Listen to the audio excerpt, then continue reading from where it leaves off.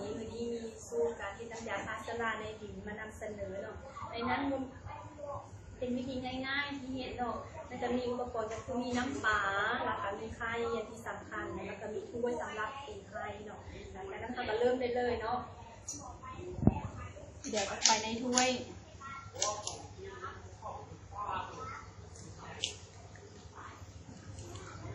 เรียบร้อยแล้วหลังจากนั้นก็ใส่น้ำปลาลงไป1 บวงแกง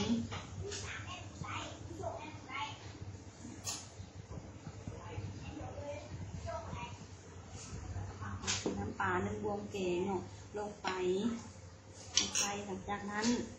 เราก็คนไข่กับน้ำปลาให้เข้ากัน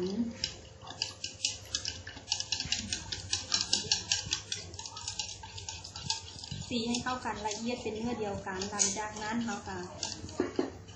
ตักเอา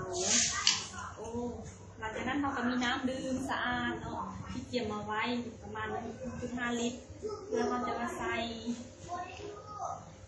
ลงไปเราตีละเอียดเรียบร้อยแล้วหลังจากเราจะตักเอาเพียงกับ1 บวงแกงเท่านั้นผสมเข้า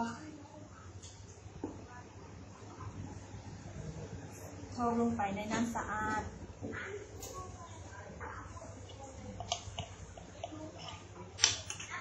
หลังจากนั้นอัดฝาแล้วค่ะซันตัวน้ำไปมาเพื่อให้น้ำกับไข่ที่ตัวไฟอันให้เข้ากันดี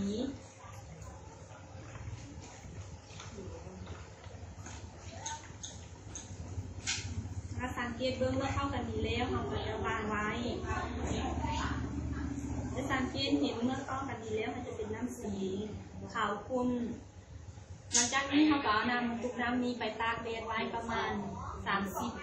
35 วันเนาะแต่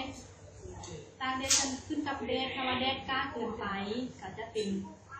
สามารถนำใส่ได้ไวถ้าว่าแดดโบแดดก็สามารถเขาจะซากลงซาไปที่35 วันเขาก็สามารถนำไปใส่เนาะอันนี้มาสังเกตเบื้องต้นเนาะมาหลังจากเขาไปตากแดดได้ประมาณ30 วันหรือว่า35 วันถ้ายังโบเปลี่ยนมันจะเป็นสีนี้สีขาวขุ่นเนาะธรรมชาติมันจะเป็นสีขาวขุ่นเข้มกว่าตัวที่เรากำลังเห็นที่นี่เนาะหลังจากนั้นเราก็มาเบิ่งตัวที่เป็นไส้แล้วเนาะมันจะเป็นสีแดงขุ่นเนาะอันนี้สามารถนำไปใช้งานได้เลยเนาะการใช้อัตราการใช้งานกันง่ายๆเพียงแต่1 บวงแกงใส่น้ำ10 ลิตรเนาะไปหดลงในดินที่เราต้องการจะฆ่าเชื้อราในดินนั้นถ้าท่านใดสนใจก็เลยเอามาสมเทียบสีเนาะอันนี้เราจะเห็ดใหม่แล้วเมื่อกี้นี้เนาะถ้าเราไปตากแดดได้ประมาณ30 วัน35 วันนะถ้าแดดลงก้ามันจะเป็นลักษณะนี้เนาะถ้าว่าแดดก้ามันจะเป็นสีมันจะใส่ง่ายมันต้องสังเกตบนสีของมันเนาะว่ามันจะแตกต่างกันแต่ละสีอันนี้ขั้นตอนที่1หลังจากตากแดดแล้วจะเป็นสีแบบนี้หลังจากนี้เนี่ยเป็นแล้วสามารถใส่น้ำใส่ได้เลยแล้วเนาะสังเกตดูง่ายถ้าว่าท่านใดสนใจซื้อน้ำยาฆ่าเชื้อราในดินนี้เราสามารถติดต่อผ่านได้ที่สถาบันพัฒนาชีวศึกษาถ้าว่า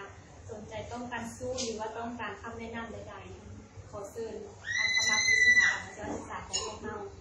ทางมีวิชาการที่สามารถนำอธิบายหรือว่าให้คำปรึกษาเกี่ยวกับการนำไส้